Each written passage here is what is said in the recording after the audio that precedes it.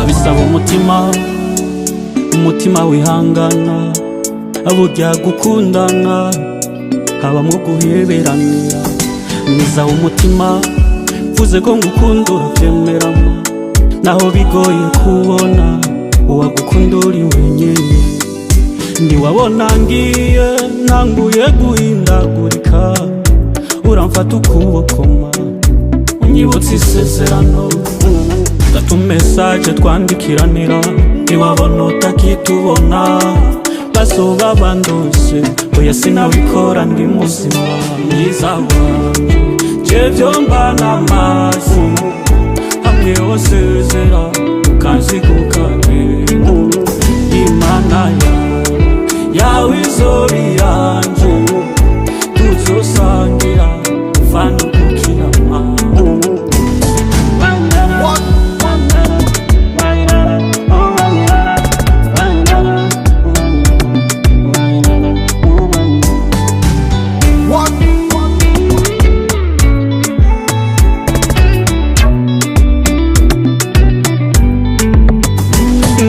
Nkwibarize naho nzoba ntagishoboye, ngeze no ku myaka ijana, please mbega mwiza uzonyemera.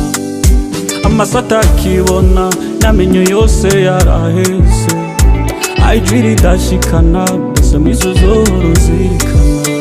Nzokwameza ku mutima waminduriye ubuzima, niwe mbona nkishima, umutima wanje uzokugwa inyuma. Nzokwameza ku mutima waminduriye ubuzima, niwe mbona nkishima, umutima wanje uzokugwa inyuma. Utumesage twandikiranira, ntiwabona utakitubona, basoba bandose oya sinabikora ndi muzima.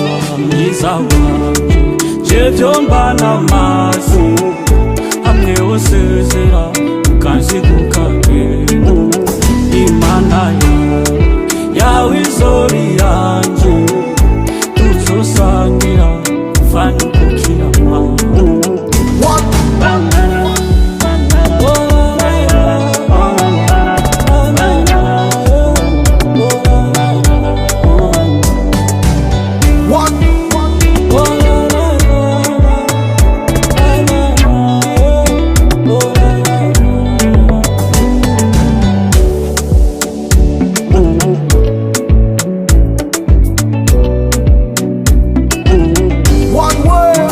Nzokwameza ku mutima waminduriye ubuzima, niwe mbona nkishima, umutima wanje uzokugwa